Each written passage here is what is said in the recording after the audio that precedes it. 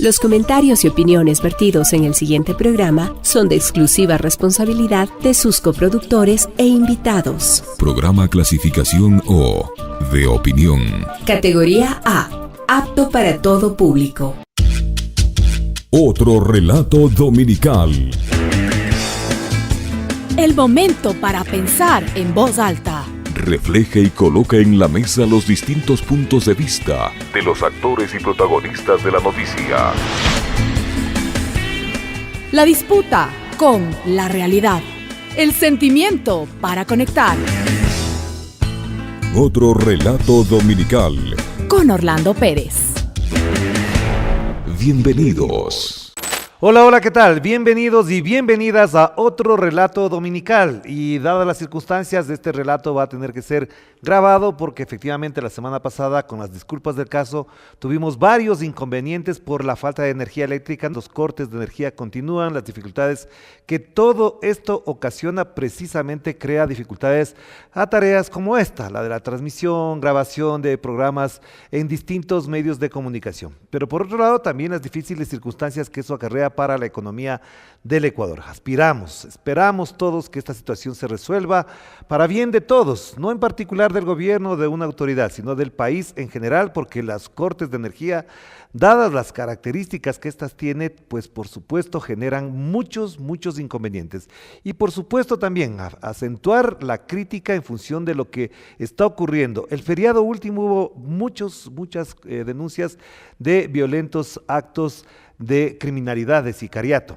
Y esta semana que termina también eso ha continuado. Así que no podamos dejar de mencionar estos elementos. Y en minutos ya, en contados segundos, vamos a estar con Juan Fernando Flores, es el presidente nacional del movimiento Creo, Creando Oportunidades, un movimiento nacido por la iniciativa del expresidente Guillermo Lasso Mendoza. Vamos a conversar de la estrategia del movimiento frente a estas elecciones y por supuesto de la participación también de Juan Fernando Flores en este proceso electoral. Así que una pausa y enseguida volvemos con él.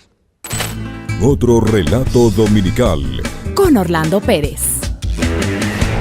Ya estamos con Juan Fernando Flores, presidente nacional de Creo y también candidato para las elecciones del próximo año. Vamos a hablar de varios temas, por supuesto, interesados mucho en cuál es la postura que tiene en este momento el movimiento Creo, como dijimos ya en la introducción, movimiento creado, fundado por el expresidente de la República, Guillermo Lasso Mendoza. Bienvenido, Juan Fernando. Qué gusto. Muchas gracias por la invitación. Encantado. ¿Cómo ha pasado usted? ¿Bien? Todo bien, todo bien. Sí. ¿Cómo va la política? ¿Cómo la percibe? ¿Cómo se siente? Bueno, la política yo creo que es algo del día a día, es algo que nosotros hacemos ya desde, en mi caso en lo personal, desde los 16 años. ¿Ya? Así que estamos entregados a esto y comprometidos al 100%. Así que esto es todos los días dedicado 100%. Y a usted en particular, como Juan Fernando Flores, ¿cómo le afecta la situación del país, tomando en cuenta los apagones, la crisis económica, la incertidumbre incluso sobre lo que puede hacer cualquier persona? Jóvenes como ustedes, como usted en particular, en este momento se plantean irse del país. ¿A usted cómo le afecta este panorama y este ambiente en el que vivimos? Bueno, yo creo que la situación nos afecta a todos por igual. La incertidumbre primero de no saber a qué hora mismo te van a quitar la luz, aunque pareciera algo tonto, es algo que golpea porque te afecta en tu vida diaria. Los políticos, más allá de ser políticos, también somos ciudadanos, tenemos familias, tenemos un día a día y en ese sentido siempre te ves afectado porque tu dinámica no es la normal, tu dinámica no termina siendo la común. Y la afectación se da porque también te das cuenta de que cuando tú recorres una provincia, cuando escuchas a una persona contarte su vivencia, te das cuenta de que hay un malestar, de que hay un sentimiento y si tu intención es servir, la responsabilidad crece de cómo vas a ayudar, de qué es lo que vamos a hacer para la diferencia. Claro. Y en mi caso, más bien yo no pienso en migrar porque ya migré, yo soy justamente ecuatoriano migrante, viví 26 años fuera del país. Entonces yo pienso en cómo hacer para quedarme aquí, cómo hacemos para que los ecuatorianos vean las oportunidades acá y que realmente entendamos de que aquí es donde tenemos oportunidades para hacer las cosas. Pero los jóvenes se quieren ir. Lo que noto, lo que percibo, las encuestas lo dicen, es que este país no les gusta, más allá de su origen, de su identidad nacional, etcétera, de que van, apoyan a la selección, pero no se quieren quedar. ¿Cómo afrontar esta nueva realidad? Yo lo primero que creo que hay que hacer es entender cuál es la realidad y qué es lo que está sucediendo. Y eso es un tema que es fundamental porque muchas veces ocurre desde la visión personal de me quiero ir porque no siento que haya una oportunidad. ¿Cuántos jóvenes no terminan la universidad y no encuentran un trabajo? ¿Cuántos jóvenes quieren acceder a la universidad y no encuentran un cupo? Y ahí es donde empieza la lucha de cómo vamos a hacer que esto sea diferente, cómo vamos a hacer que esto cambie. Pero también hay que entender que dentro de todo este río revuelto, hay gente que le interesa que esto se mantenga así porque vemos en redes como TikTok que también nos venden muy fácil algo llamado el sueño americano o el sueño en el exterior. Te venden de que cruzar la selva del Darién es casi un tour como si estuviese subiendo aquí al Guaguapichincha, y la realidad es que no es eso. La realidad es que detrás de eso hay trata de personas, tráfico ilícito de migrantes, y todo eso son temas que hay que combatir. Así que esto es una mezcla entre lo que vamos a hacer para prevenir que no se afecte a las personas, pero cómo vamos a crear oportunidades acá. Pero de qué manera, y lo voy a decir con el mayor respeto, se sienten ustedes corresponsables de lo que está pasando aquí? Digo, como Movimiento Creo, como haber ejercido el gobierno en la presidencia de Guillermo Lasso, tomando en cuenta que buena parte de los problemas que se viven ya se estaban sintiendo y percibiendo en el año 23, cuando deja el poder Guillermo Lasso, y algunos incluso, empezando por el presidente Nadine Noboa, dicen, esto es lo que me dejaron. Bueno, yo creo que ahí va a partir de entender cuál fue el país que nos dejaron, y quizás uno de los temas que nosotros cometimos error cuando estuvimos en el gobierno, sea en la Asamblea Nacional o en el gobierno per se, fue no salir a decirle al país cuál era el país que recibimos. Entendiendo de que sí, existió un proceso de transición entre lo que fue el correísmo, Lenin Moreno, pero nosotros recibimos un país muy golpeado, que no le contamos las realidades al país de qué era lo que se estaba viviendo. De que cuando hablábamos que la lucha contra el narcotráfico era real y que no íbamos a ceder espacios, la gente quizás escuchaba eso y decía, no ceden espacios ¿a qué? Porque no le explicamos al país que sí había gente que estuvo dispuesta a negociar, entregarles territorios para que eso se quede tranquilo. Y esas cosas, al no clarificar, también hace que cuando la crisis va aumentando, la situación simplemente empieza a golpear, y lo primero que hace la persona, sea cual sea su tendencia, sea cual sea su posición, es tratar de sobrevivir. Pero no, entonces sí hay una corresponsabilidad. Yo creo que hay un tema de que al no haber dado la claridad de dónde estábamos e irnos a enfrentar como nos enfrentamos, sí hubo un punto que fue fundamental, que fue esa desconexión con la ciudadanía del qué hacíamos versus el qué esperaba la ciudadanía y cómo conectaba. Esa no conexión terminó en un cable cruzado que hizo que simplemente la ciudadanía sienta que sí, sentía que había un gobierno que algo estaba haciendo, pero que no se conectaba con sus necesidades del día a día. Pero ese punto de desconexión lo ven ahora. Había ya datos, había cifras, había evidencias de que efectivamente estaba pasando algo y no actuaron, o por el contrario, por no afrontar directamente y frontalmente, dejaron pasar. Yo creo que hubo muchos frentes abiertos al mismo tiempo. La lucha que nosotros dimos, y especialmente se dio desde el gobierno del presidente Guillermo Lasso, fue a diferentes frentes. Y en ese punto quizás tanto la parte política se vio golpeada. Para nosotros el fallecimiento de César Monge fue algo que golpeó la parte en lo político, que nos obligó a tener que reorganizarnos en lo interno. Llegó alguien que trató de hacer la política con una visión que era muy ajena a la que nosotros realmente estábamos haciendo. Después Estamos hablando de cambio. Francisco Jiménez. No, antes a Alexandra Vela. Después ya. tuvimos a Francisco Jiménez con una visión que se empezó a acercar a lo que era ya la búsqueda de soluciones, que no llegó a nada, y de ahí llegó el último ministro de gobierno que justamente se estableció en qué se puede hacer, pero que llegamos a un punto de no retorno en la política, donde esa política diaria terminaba golpeando a la ciudadanía, y por eso tomamos la decisión de decir, hasta aquí llegamos y vamos a tablero nuevo. Pero ese último ministro de gobierno ahora es candidato a la presidencia, y no es precisamente por Creo. Bueno, esa es una decisión personal en la política, las personas tienen ese derecho. Pero usted como presidente del movimiento, presidente nacional del Movimiento Creo, ¿cómo mira eso de que teniendo personas, figuras de peso político como Henry Cucalón, no sea candidato de ustedes? Bueno, la organización política tiene en su nueva etapa que estamos asumiendo. Yo he asumido desde abril de este año el movimiento, y justamente el trabajo de la 21 se ha enfocado en cómo vamos a potenciar el liderazgo y además corregir algo que no estábamos haciendo, mirar a las bases. Mirar al proceso desde lo interno, entender dónde hubo la desconexión con la organización política, porque quienes estuvieron antes de nosotros en la directiva no entendieron que si no voltean a ver a las bases, existe no solo un malestar desde la base, sino que hay una desconexión entre lo que la organización política quiere hacer, lo que siente que está haciendo en gobierno, lo que ve que están haciendo sus asambleístas, y que al final del día termina en una mezcla que no termina en nada y que eso tenemos que corregir. Y por eso lo que hemos hecho es volver a las bases, volver a nuestros cimientos y hoy poder presentarnos con una estructura distinta, con nuevos planteamientos, con candidatos en todas las provincias que suena fácil decirlo, pero pocas organizaciones políticas lo han podido hacer. Pero también quizás aquí no pesa mucho el modo en que se construyó, creo, como un aparato electoral al servicio de la candidatura de Guillermo Lasso, porque no tuvieron tanto éxito, digamos, en alcaldías, en municipios, en prefecturas, tampoco les fue muy bien. Bueno, nosotros en la última elección tuvimos 25 alcaldes, que fue lo que se obtuvo. El proceso realmente estuvo centrado más en lo que era la consulta popular. Recordemos que en ese momento fue justamente el referéndum y que obviamente el malestar se fue mezclando entre uno y otro y terminó en un resultado no positivo. Claro. Esos legados son los que ahora nos corresponde a nosotros cambiarlos. Y por eso se lo hablo como presidente de la 21 en ese sentido. Lo que nosotros estamos haciendo es reconociendo de los errores, cuáles son los procesos que tenemos que corregir, cómo los vamos a enfocar y cómo vamos a hacer la diferencia. Porque vuelvo a algo que nuevamente suena fácil decirlo, pero presentar candidatos a todas las dignidades que vamos a elegir en el 2025 suena sencillo. Pero de las 17 organizaciones políticas a nivel nacional, solo 2 lo logramos hacer. Claro. Y eso lo hemos hecho ¿por qué? Porque volvimos a las bases, volvimos a la estructura, entendimos dónde están los errores y entender que esta es una nueva etapa donde también hay que hacer cambios reales de entender dónde está la organización y a dónde queremos ir. Porque el primer llamado que hizo el presidente Guillermo Lasso, posterior a salir el 23 de noviembre del 2023, fue, no se creó para que yo sea presidente de la República. Salgan y busquen liderazgos, salgan y recojan a nuestros liderazgos, a los que están molestos tráiganlos de nuevo y reconstruyamos esto. Y es lo que estamos haciendo. Usted dijo que había 2 organizaciones que han presentado candidatos, es Creo y Revolución Ciudadana. Revolución Ciudadana. Son los 2 únicos, sí. Si no me equivoco, ya, de acuerdo. Ahora, usted cuando habla de bases, siempre me podrá poner en la duda ¿de qué características es la base? ¿Es popular? ¿Es clase media? ¿Es de jóvenes? ¿Cuál es la característica socioeconómica de las bases de Creo? Yo creo que hoy las bases están en un punto diversificado porque le pongo ejemplos. En la provincia de Bolívar estamos trabajando con Tránsito Aguachela. Tránsito Aguachela es dirigente del movimiento indígena. No es una zona donde nosotros originalmente haya sido nuestra base de la organización, pero es con quien estamos trabajando y potenciando. Ahí habla de que hay un entendimiento de que entendimos dónde estuvieron nuestras fallas y errores en Bolívar y por qué estamos haciendo el cambio. Ahora estamos con Patricio Intriago en la provincia del Oro, que está dedicado desde hace años, no de ahorita, al trabajo justamente de personas de tercera edad y de personas con discapacidad y grupos vulnerables para hacer un cambio allí. Tenemos ahora una nueva estructura aquí en la provincia de Pichincha que nos potencia liderazgos que fueron surgiendo en el camino.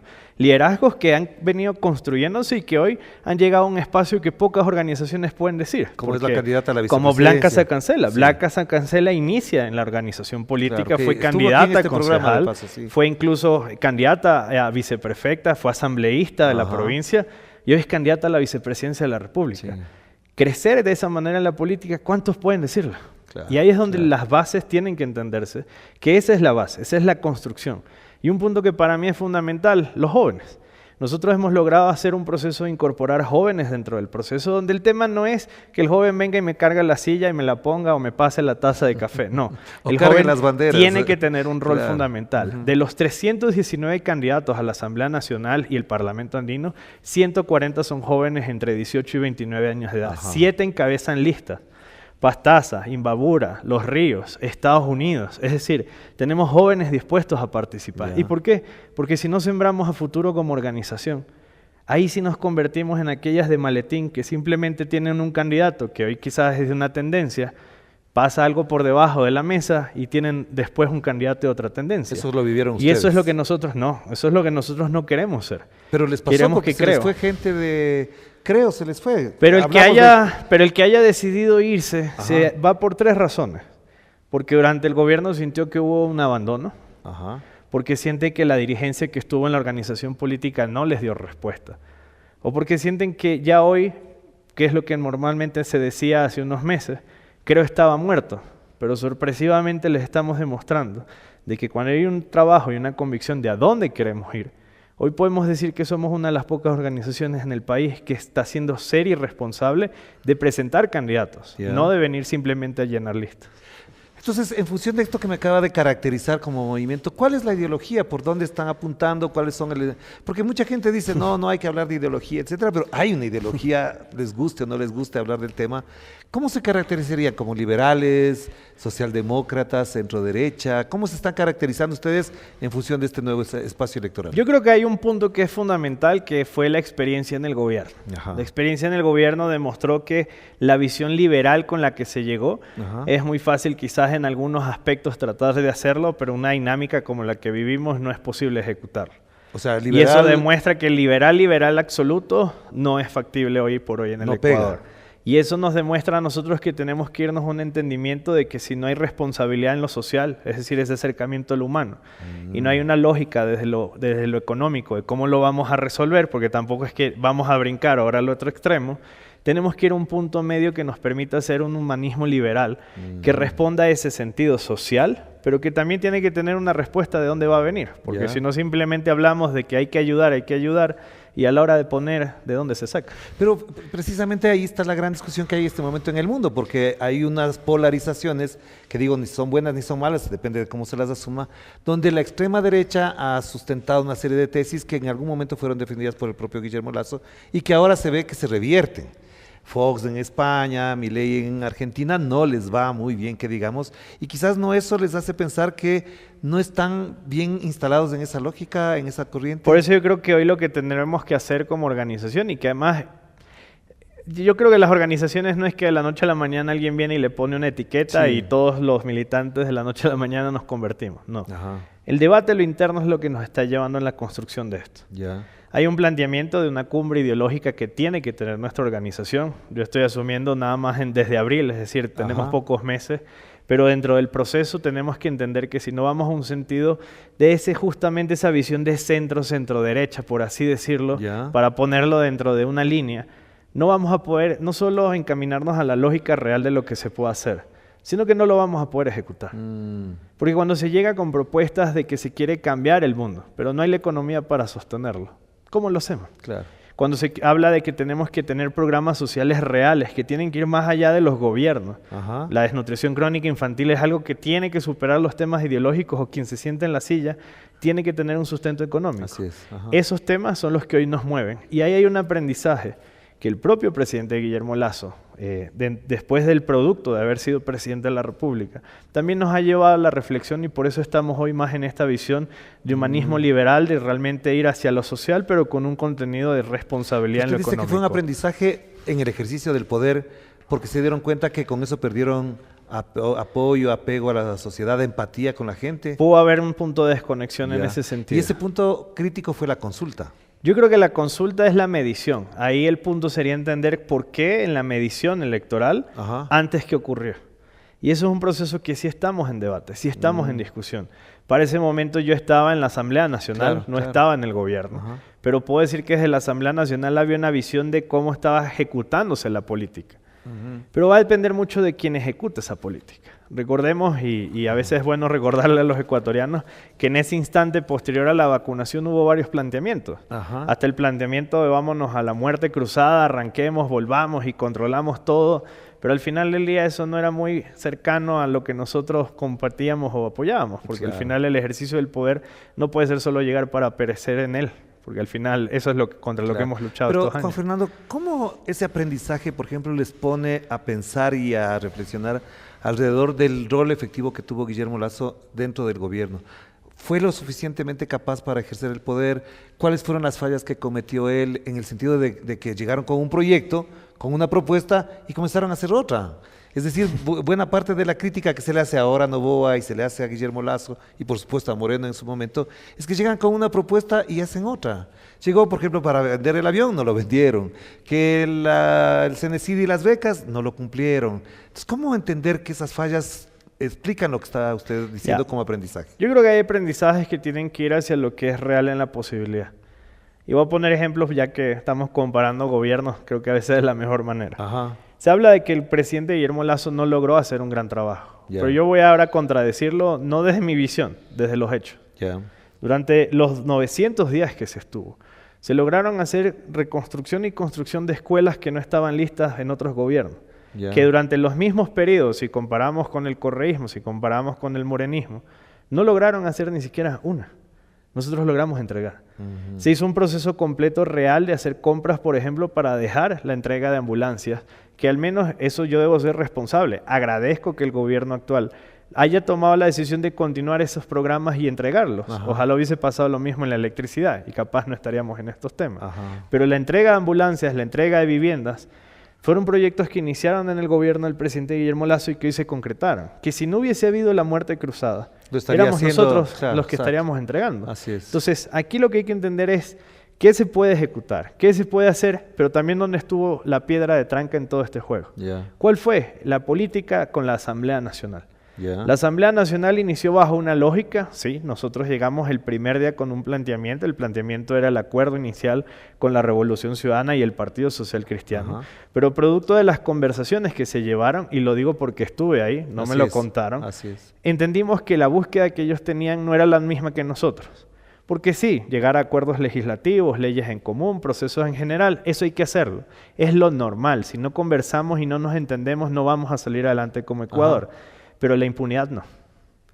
Una comisión de la verdad que me establezca procesos de impunidad, para eso nosotros es que para eso era no la comisión de la debatible. verdad, no para imponer impunidad, sino para conocer la verdad. Pero la verdad contada, ¿desde qué visión? Desde Porque la al comisión final, de la verdad. Pero ahí voy a un tema. Cuando la comisión de la verdad establece que como somos amigos vamos a simplemente tener que ir tapados los ojos y votar a favor de que la verdad es la que se está contando, ahí no es verdad. Sí, pero también, a ver, partamos de un precepto. Si es que yo voy a una comisión de la verdad, la comisión puede determinar que fue o no fue mentira. Lo que pasa es que el acuerdo de Creo con Pachacuti le generaba mejor, entre comillas, gobernabilidad a Lasso. Yo creo que generaba más posibilidad real a que la Asamblea tenga un planteamiento de debate. Y lo tuvo. Se puede decir mil cosas de la gestión de la presidenta Guadalupe Llori, pero los primeros meses, hasta cuando fue el quiebre, entre diciembre y febrero del año siguiente, si ustedes ven, las leyes avanzaron, las comisiones avanzaron, se logró un trabajo sin ningún problema. El correísmo tenía sus espacios, la idea tenía sus espacios, Pachacuti tenía sus espacios, había un sector que no, el Partido Social Cristiano. En ese sí hay quizás apoyó un punto, al gobierno, a la candidatura. Y por eso, en ese quizás hubo un punto del cómo fue el manejo en las definiciones, pero es que la ley establece que solo 4 pueden tener espacios, y habían 5. Y ahora que estamos hablando de eso, porque estamos ya en la mitad de la entrevista prácticamente, usted participó de las reuniones para definir lo de la muerte cruzada. Estuvo cerquísima o ahí mismo, no sé exactamente. Eso fue un salto al vacío, dicen unos muy allegados, o sea, estoy pensando en Ecuavisa, la gente que apoyó al gobierno, decían, es un salto al vacío lanzarse a eso. ¿Fue determinante que se detectó que habían los votos para el enjuiciamiento del presidente? No había los votos, se lo puedo decir, y es más, voy a empezar a cargar conmigo la libreta donde estaban nombres y apellidos de los asambleístas. 89 votos es lo que se tenía para el juicio político al presidente de la República. Les faltaban 3. Faltaban en ese entonces 3 votos para poder concretar. ¿Dónde está el punto clave que determina la definición del por qué ejecutar la muerte cruzada? Porque tuvimos conversaciones con el presidente Lasso sobre lo que venía posterior al juicio político. Porque yendo a la votación, no había la votación, se reconsideraba y no pasaba muerto nada. El tema. ¿Qué pasaban 3 días después del juicio político? La definición de las comisiones en la Asamblea Nacional. Comisiones que habían llegado a una nueva mayoría a un acuerdo, que lamentablemente el presidente Daniel Noboa terminó haciéndolas, y hoy es el resultado de lo que le está pasando por haberles entregado las comisiones de esa manera. 5 comisiones pasaban a tener el control del correísmo. En ese entonces era fiscalización, que le entregaban a Pierina Correa, régimen económico, que era su manejo para seguir torciendo de alguna manera las decisiones económicas del gobierno, seguridad, que se le entregaba a Mireya Pazmiño, hoy candidata de la Revolución Ciudadana en Bolívar, a pesar de que llegó con Pachacuti, ahí se ven los brincos. Tenían una intención de tener la Comisión de Relaciones Internacionales, comisión que presidía, y por eso puedo mencionar este tema. ¿Por qué? Porque uno de los asambleístas de la Revolución, a mí me dijo, Juan, yo sé que viene la discusión del TLC con China, pero le conviene más a la Revolución aprobar el TLC con China, que somos más allegados que ustedes, que no son de ellos. ¿Y el beneficio país? Pero a ver, en términos muy políticos, eso es democracia. Pero ya va, tener una mayoría para definir las comisiones es democracia. Está bien, pero voy a un planteamiento. Bajo esa lógica, Lo que íbamos a tener, y por eso el presidente lo mencionó, era que la Asamblea Nacional se iba a convertir en un elemento de constante sobrecontrol al Ejecutivo. Ya. Que son contrapesos, lo son, que tienen derecho a fiscalizar, Por es supuesto, parte del claro, proceso. claro. Pero cuando tú tienes a un mismo ministro en 8 comisiones el mismo día, ya no estás fiscalizando, ya pero estás en digamos, un proceso distinto. Eso digamos que es una... Y un detalle importante, Ajá. recuerdo al ahora candidato, pero también ex viceministro Torres, cuando era asambleísta, decir que eso era normal, pero ahora dice que eso estaba mal. Claro, pero... Lamentablemente pero a veces así- en política no se Pero escupe ustedes para tenían arriba. temor de perder a Fernanda Villavicencio en fiscalización, que era su aliado fundamental. Pero es que ya eso era un punto que se había determinado al final, porque Pirina Correa ya era la presidenta de esa comisión. Ya. Los establecimientos para que Virgilio Saquicela sea el presidente de la Asamblea Nacional, Esteban Torres sea el vicepresidente y el resto de la estructura como la armaron, si se dan cuenta no es muy ajeno a lo que terminó haciendo Daniel Noboa. Nosotros, ¿por qué no lo hicimos? Porque sabíamos que al final del día eso era entregarle el país en muchas cosas. Pero no es en el peso digo, es mucho más fuerte ir a una muerte cruzada que aceptar democráticamente una recomposición en la Asamblea. Pero dije, ya había un punto ahí muerto donde al final la entrega del país no podía ser un debate. Pero, Miren, yo pero creo que el puedo que controla entender... el gobierno es el presidente, no Pero la ahí voy, Asamblea. pero yo ahí voy a un punto que es fundamental. Yo puedo entender que en la política tenemos que llegar a diálogos y debates. Ajá. Pero cuando en el diálogo y el debate me tratas de decir por debajo de la mesa que es que el diálogo y debate de la solución del país pasa porque le entregues la provincia a un asambleísta, eso no. Ya, pero digamos que Y eso, ahí, eso es y otra ahí, cosa. y ahí el presidente fue Ahora, muy claro en su posición. Pero al llegar a la muerte cruzada, que el señor que Guillermo Lasso deje la presidencia, convocar a las nuevas elecciones con el costo que se implica y con lo que pasó, un asesinato, etcétera, también era un costo muy alto porque parecería que casa adentro Guillermo Lasso sale bien parado, pero históricamente queda muy mal parado. Pero es el porque punto ¿cómo más... entrega el poder sabiendo que podía haber gobernado 2 años con acuerdos y diálogo con las fuerzas Pero opositoras? es que al final del día es el punto más grande de democracia que puede hacer, que es devolverle a los ciudadanos el derecho a elegir. Porque aquí también podemos entonces hablar de tesis políticas. Sí. Firmada la muerte cruzada, también hubo los llamados donde nos dijeron, si saben que si estiran la Constitución ustedes se pueden quedar un año porque es que la elección que aquí, que allá, que el CNE que no le das la plata, que juega y juega. El presidente firmó la muerte cruzada y la primera llamada que hizo fue a la presidenta del Consejo Nacional Electoral a decirle, convoque elecciones. Sí. Entonces, que la historia en este instante capaz lo ve de una manera, pero al final del día la decisión fue la decisión más democrática que se puede tener, que es devolverle a la ciudadanía el derecho a elegir cuál es el futuro que quiere. Pero también al mismo tiempo no hay que olvidar, y esto digo solamente para repasar la memoria que hace falta, se llega a la muerte cruzada después de una serie de denuncias donde está Lukele Caro, la muerte de Rubén Cherres muy allegado al presidente también, una serie de acontecimientos que desmontan la imagen que el gobierno había construido de pulcritud, no corrupción, etcétera. O sea, sí también hay que contar con eso. Hay que contar, pero también contemos la historia completa. Ajá. Pulcritud, hasta ahora el presidente Guillermo Lasso puede salir y entrar de este país sin ningún problema. Él sigue viviendo acá, a pesar de que muchos dicen que está en Portugal, en otros países. Él sigue ejerciendo y viviendo en el Ecuador. Sobre él no pesa ningún proceso de investigación. Pero Sobre ni un solo dirigente de la organización política, creo, de la 21, hay un solo proceso de investigación. Ninguno de nuestros asambleístas que fueron miembros de la bancada están presos hoy en La Roca. Ninguno de los procesos que estuvieron de ministros o exministros ahora, ninguno de ellos está en un proceso de vamos a meterlo preso por corrupción. Entonces, dices, es que vendieron la historia. No, no vendimos la historia. Pero también tenían un gran Los aliado. hechos son estos. Tenían un gran aliado. Pero las personas a las que mencionas no eran ni del gobierno ni eran de nuestra organización política. Y nuestra posición, partiendo del presidente, ha sido que se investigue lo que se tenga que investigar y que dé la cara que tenga que dar. Digo, para hacer la lógica de abogado del diablo, tenía un gran aliado que la fiscalía archivó casos. Archivó casos.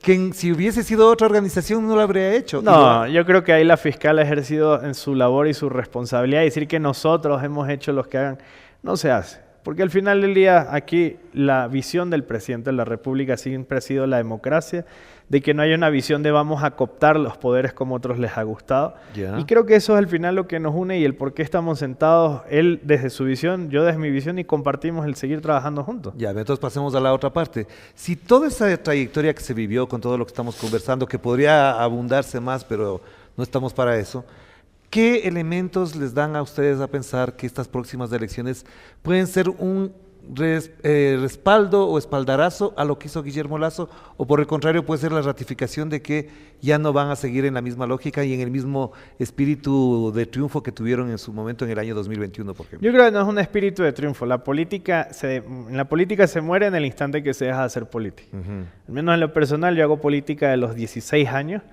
Viví en Venezuela durante 26 años, conocí de cerca lo que es el socialismo del siglo XXI, sé lo que no quiero para mi país y esa es la decisión que me llevó a tomar la voluntad de no quedarme solo desde la crítica, sino pasar a la acción y con el voto de los ecuatorianos en el exterior venir a representarlo.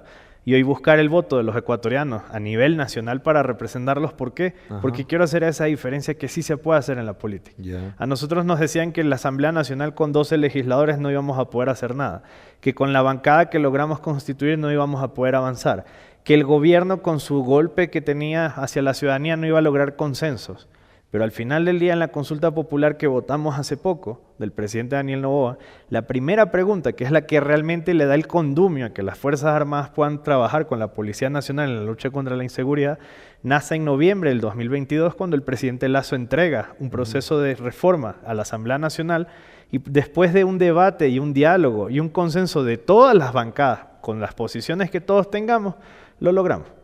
Diálogos que se lograron llevar. ¿Por qué? Porque entiendo que las visiones no pueden ser extremistas. Porque he visto lo que pasa en un país cuando esos extremos se llegan. Y hoy, ¿por qué queremos volver?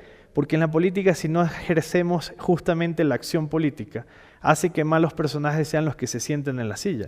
Y quien hoy les está hablando, pueden investigarlo. No tengo un pasado criminal, no tengo un punto de que me estén investigando por corrupción. Creo que tengo claridad de qué es lo que aspiro como voluntad y democracia y espero para el país. Y por eso hoy vengo a hablar también con la verdad, reconociendo los errores, los aciertos, pero también hablando de lo que queremos Pero a futuro. ¿ustedes no consideran que, por ejemplo, en este plano, en ese nivel de análisis, sí hubo persecución contra el correísmo? Es decir, por el solo hecho de constituirse en una fuerza que les podía arrebatar el poder, se implementaron procesos de persecución, se estigmatizó a muchos dirigentes, se persiguió a... Incluso, le digo en términos hasta personales, yo tenía una muy buena relación con Guillermo Lasso antes de que sea presidente de la República, pero sentía la persecución, el hostigamiento. ¿No creen que también pesa mucho eso en el comportamiento político del movimiento, creo, en el ejercicio del poder? Yo lo veo desde el ejercicio que hicimos y se lo dice quien llevó a cabo el proceso para garantizar en la comisión que presidía el que la libertad de expresión se pueda tener.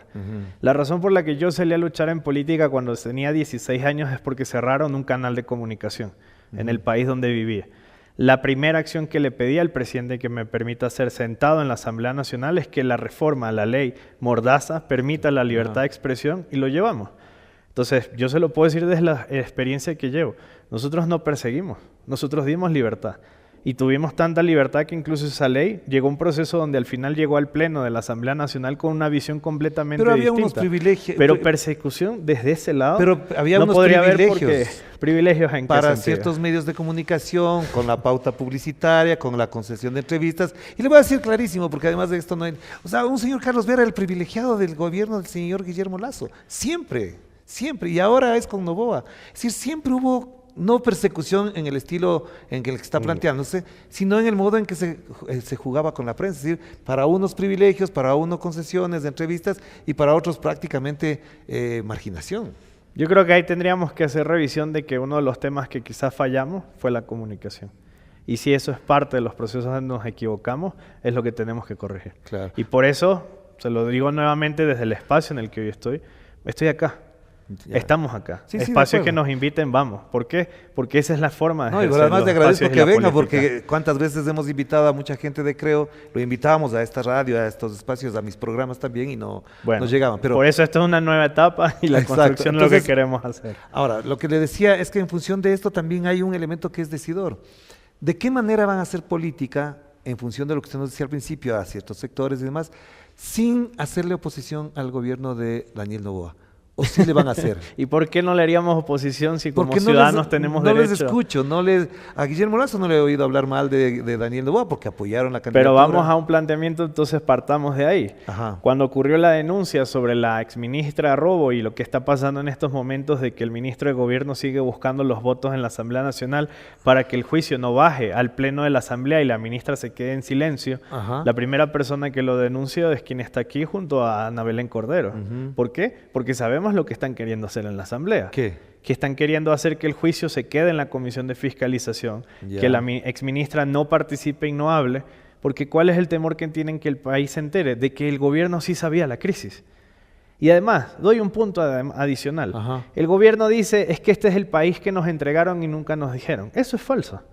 Todo el proceso que se llevó de transición entre nuestro gobierno y el gobierno actual, se le clarificó y se le transparentó todos los procesos. Ya. Y si hay alguno de los funcionarios de ellos que me salga a desmentir que no estuvieron en el Palacio de Carondelet recibiendo la información, ¿por qué no dieron oportunidad que los contratos que se presentaron, más allá de las empresas, los contratos que daban soluciones se hayan tomado en consideración? Para el tema eléctrico. Para el tema eléctrico. Entonces, nosotros sí estamos siendo una voz sobre ello. Ya. Entonces, aquí eso de que no vamos a hacer oposición, no. O sea, ¿no les escuchan ahí porque voy. no les dan espacio o porque no han dicho claramente? Quizás la pauta no está permitiendo en otros espacios que nosotros Claro, estemos. puede ser, sí. Porque no les escucha, es decir, no veo una postura dura, cruda, porque usted dice dos cosas que son reales. Tuvieron toda la información, es cierto.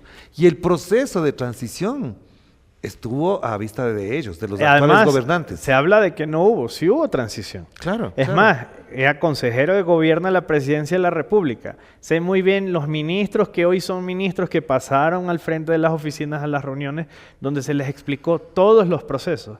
Entonces ese cuento de que ellos no sabían el país que les entregaron no era así, porque además la primera responsabilidad que un candidato tiene que asumir para ser candidato es saber qué país tiene. Ya, pero entonces ahí viene la otra reflexión y ya como candidato y como presidente del movimiento creo le pregunto, ¿cómo se explica que habiéndoles dado la información, con el proceso de transición y con las circunstancias que vivía el país, no resuelvan los problemas que tenemos ahora? ¿Cómo se explican ustedes? ¿Cómo ven? ¿El actual gobierno? Sí, el actual gobierno. ¿Por qué hace eso? ¿Por qué creen que ocurre eso? ¿No estaban preparados? ¿Qué hay detrás de todo eso según su perspectiva? Según mi perspectiva, yo creo que no estaban preparados para ser gobierno, que lamentablemente les agarró de sorpresa. Quizás la expectativa era posicionarse para un 2029 y les llegó un 2023. 23. Y que eso tenía una implicación. Ya, Pero más allá de eso, porque eso puede uno decir, bueno, en el camino te vas arreglando. claro. A O nosotros pides lo ayuda que si nos no preocupa, puedes, claro, ahí voy, claro. a nosotros lo que nos Ajá. preocupa es la inexperiencia en ese sentido y la prepotencia. Porque si tú estás prepotente y crees que la solución que tú tienes es tu absoluta verdad, por más que se quiera ayudar, no te vas a dejar ayudar. Y eso es lo que está sucediendo. ¿Cuántos sectores privados no le han dicho al gobierno nacional para ayudar en la situación que estamos viviendo? ¿Y la solución cuál es? Pelearse con todos los que se pueda pelear. Ya. Y aquí hay que entender que cuando se piensa en Estado, no en el dueño de un terreno, porque esto no es una hacienda, se tiene que pensar en la visión. Cuando ocurrió la crisis energética, lo primero que hizo el presidente Lasso, si nos vamos más allá de temas ideológicos, fue tomar un vuelo a Colombia a buscar la solución. Y habló con Petro. Aquí lo primero que se hizo fue pelearse, hablar de que unas empresas nos quieren vender y qué pena que el propio Colombia nos diga que eso no existe. Claro. Pero Juan Fernando, usted compartió curul con Daniel Noboa. Fueron de la misma área, el mismo Colega. sector, etcétera. O sea, luchaban casi por las mismas tesis. ¿Cómo evalúa a ese asambleísta llamado Daniel Noboa Sin al presidente Daniel Noboa Sin? ¿Cómo lo ve? ¿Qué perspectivas le ve? Ustedes conversaban, además eran allegados. Yo creo que en la Comisión de Desarrollo Económico, Ajá. que es importante aclarar, porque la última vez, y voy a aprovechar el espacio, dijo que el gobierno del presidente Lasso no tenía ejecución política. Se le olvida que él se sentó ahí con los votos de nuestra bancada legislativa para ser presidente Ajá. de la comisión. Ocurre bajo un punto donde había un entendimiento de diálogo. Él llegó siendo uno, nosotros teníamos 3 votos en la comisión, Ajá. y quien hoy es embajadora en España, Sí, Vilma Andrade, Vilma era el Andrade. 5º voto que garantizaba el manejo Que de llegó la por la comisión. izquierda democrática. Que llegó con la izquierda democrática. Había manejo, había conversación. Las leyes económicas urgentes iban a su comisión. Hubo avances sobre los procesos. Había diálogos, había un entendimiento de que el país solo se puede solucionar en conjunto. Ya. Pero cuando el poder se te mete en la cabeza, cuando ya empieza a sonar que quieres ser presidente de la asamblea, cuando ya empieza a sonar que puedes irte a otros espacios, cuando ya es otro el interés, empieza a pasar lo que estamos viendo. ¿Usted pensaba que Daniel Noboa quería ser presidente de la asamblea? Si ¿O vamos les a los pidió? tiempos, ¿no? Si vamos a los tiempos, recordarán que además eso no lo hicimos nosotros. El propio correísmo planteaba en su momento que Daniel Noboa sea presidente de la Asamblea Nacional, antes de un viaje de Rusia. Ajá. Busquen un poco en las historias de qué era El lo que estaba famoso pasando, viaje, sí, ajá. y vamos a ver que habían planteamientos. Pero ya más allá de eso, porque Ajá. todos creo que tienen la aspiración de querer tener un Que es espacio legítimo, de poder. sí. ¿Cuál es el punto que a mí me preocupa? que sentado en el poder no se puede entender el uso del poder como un tema personal para simplemente ejercerlo. Sí, tú estás ahí por una voluntad de los ecuatorianos, pero es para representarlo, no para ejercerlo desde tu visión personal como si esto fuese una hacienda. ¿Por qué menciono esto? Porque en el instante en que los temas personales los conviertes en problemas de Estado, pasamos a vivir lo que estamos viviendo. Les voy a poner un tema que hasta creo que te vas a sorprender de lo que voy a decir. La vicepresidenta de la República, no la conozco, pero es la primera mujer electa tras un proceso de una lucha histórica de las mujeres de que existe un proceso de paridad en garantía en los procesos de participación. Así es. Gana, se pelea con el presidente, o el presidente se pelea con ella, al final no sabemos cómo es la historia, y hoy la tenemos en otro país. En Turquía. Ya. ¿Cómo se convierte un problema personal en un tema de descalificación de luchas? ¿Cómo es posible que las organizaciones políticas se hayan quedado silenciadas frente a eso? ¿Cómo es posible que las luchas que se hablan históricas se queden silenciadas? ¿Por qué? Entonces yo creo que hay puntos donde tenemos que entender pero le pregunto, y ahí voy a la persona, que el presidente está personificando lo más delicado en la política, el miedo. El miedo a perder el poder hace que las personas tomen decisiones, sean las tendencias que sean, delicadas. Y que el día de mañana eso nos hace entonces pensar si esa es la persona idónea para seguir sentada. Pero ustedes ya vieron, en lo particular usted, Juan Fernando, ¿veía esas características en el Daniel Noboa asambleísta? En la Asamblea Nacional puedo decir que no, siendo muy responsable. Entonces, ¿por qué lo apoyaron? Nosotros apoyamos, en la segunda vuelta dejamos la libertad del voto, después de que nosotros tuvimos la posición y empujamos hacia allá. Y porque, también seamos sinceros, como organización política tenemos líneas rojas y entendemos que el socialismo no es el camino al que queremos llegar. Pero el socialismo no estaba en la tesis de Luisa González tampoco. Bueno, me lo dice alguien que la conozco también de la Asamblea Nacional, pero ya que hablamos de colegas de la Asamblea, la asambleísta Luisa González, que fue después candidata, ¿cómo no va a estar en la tesis del socialismo del siglo XXI? Si uno de los principales conflictos que teníamos era sobre la situación en Venezuela. No me van a venir a hablar que lo que yo viví en Venezuela no fue real. Que el yo ver a la gente comer de la basura porque no había alimentos no era algo real. Pero también se vive en el Ecuador y ustedes no lo resolvieron. Ya voy. O sea, siempre va a ser Venezuela el problema. No, pero hablo de lo real y de cómo ella pertenecía a una tesis que defiende y sigue defendiendo. Siempre va a ser el plato cómodo sacar a Venezuela como el tema fundamental. Es que ahí hay una diferencia. Yo no lo saco como plato cómodo, ¿sabe por qué? ¿Por qué? Porque lo viví. Y es distinto. Pero a ver. Siempre se utiliza el argumento de Venezuela. Venezuela ahora económicamente está mucho mejor. Pero ¿Mejor? Económicamente, claro. Está de que vayamos para allá a ver cómo está. La CEPAL dice que crece con el 10%, etcétera. No lo dice... Bueno, otro día me invita para hablar de las organizaciones sociales internacionales y cómo juegan a muchos pero en este caso, si es que volviera a ser el mismo escenario, Daniel Noboa en la segunda vuelta con Luisa González, ¿ustedes volverían a apoyar a Daniel Noboa después de todo lo que ha pasado? Yo creo que ahí no es una decisión que esté tomada. Y además creo que es un planteamiento que no está en nuestra visión porque para nosotros hoy estamos presentando una opción que es Francesco Tabaqui y Blanca Sacancela, que justamente estamos trabajando en territorio para que ese escenario no esté constituido bajo ese planteamiento, sino que seamos nosotros los que estemos allí. Y en función de lo que dicen las encuestas, al binomio de Creo este momento no le dan ni el 1%. Yo creo que todavía no hay que adelantarnos y sobre todo al menos en lo personal no soy muy creedor de las encuestas. ¿Por qué? Porque ya hemos visto que las encuestas a veces nos dicen A y termina siendo B. Aquí el punto va a ser el trabajo y el acercamiento que estamos haciendo en territorio con nuestros candidatos, que estamos haciendo con Blanca Sacancela en lo social, con Francesco en el tema de seguridad y con los planteamientos que traemos nosotros para la Asamblea Nacional. Pero digamos, en el hipotético caso de que sea Daniel Noboa y Luisa González, ¿van a volver a apoyar a Daniel Noboa? Yo creo que esa es una decisión que hoy no está tomada. ¿O usted cree que no va a haber ese binomio, esa final? Yo creo que hoy no es formalmente esa la foto final si ese fuese el caso. Y Juan Fernando, ¿cómo usted valora lo que están haciendo, por ejemplo, con Jan Topic? Que le impiden ser candidato, que le ponen trabas. ¿Eso no es antidemocrático? Es un golpe a la democracia. En el instante en que el ciudadano no le permite poder ser él quien decide, estás golpeando la institucionalidad. Y yo sí soy, y ustedes me van a escuchar siempre hablar de la institucionalidad, porque crecí en un país que cuando la institucionalidad se rompió, el autoritarismo se impuso. La institucionalidad se rompe en el instante en que un candidato no puede participar. Lo dijimos con las listas de asambleístas nacionales. Más allá de las diferencias ideológicas que podamos tener, debieron participar. Y hoy al menos lo que les hemos planteado, quieran o no, porque eso ya también es una decisión del otro lado, nosotros vamos a coger las mejores propuestas que tengan y llevarlas para que sea una voz en la Asamblea Nacional. Porque si no construimos en consenso, si seguimos en esta visión de desunión, quiero que sepan que el camino, aunque a veces no les gusta hablar de Venezuela, va a terminar siendo un punto donde no vamos a llegar a tener una visión Estado.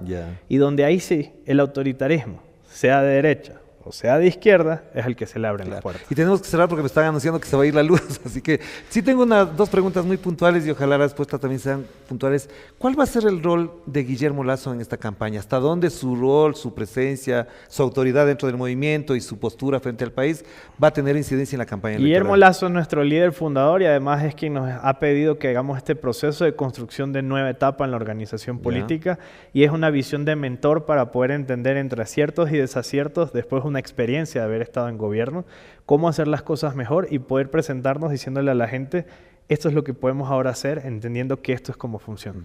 Ese va a ser el rol protagónico. Ese es el rol y además hay un trabajo que está haciendo personal, que ha tomado como lucha, es la lucha contra la desnutrición crónica infantil, además de varios procesos en el ámbito internacional. Estuvo hace poco en China, en España, donde justamente seguimos hablando de eso. En la China comunista. En la China comunista. La última pregunta. ¿Cuál va a ser el rol y cuál es la aspiración histórica futura de Juan Fernando Flores en la lucha política del Ecuador? ¿Aspira a ser presidente de la República? ¿Cuál es su obsesión en la política en el mejor sentido de la palabra? Yo creo que es cambiar el país. Y si eso implica estar sentado donde el pueblo ecuatoriano quiera que estemos sentados, ahí estaremos. Le agradezco la oportunidad de haber estado en la Asamblea Nacional y servir como asambleísta por el exterior. Hoy busco ser asambleísta nacional. Y si posterior a eso nos permite llegar a otro espacio, pues bienvenido sea, porque al final la entrega al país es el día a día que nosotros hacemos. Gracias, Juan Fernando, por atender esta invitación. Gracias por la conversación también. Y gracias a ustedes por acompañarnos. Este es el espacio para reflexionar, para pensar en voz alta alrededor de los temas que los candidatos, quienes aspiran a gobernar este país, a administrar las entidades públicas del Ecuador, le tienen que plantear a la ciudadanía, así, abierta, franca y cordialmente también. Así que para eso estamos. Nos vemos. Chao, chao. Otro relato dominical. Con Orlando Pérez.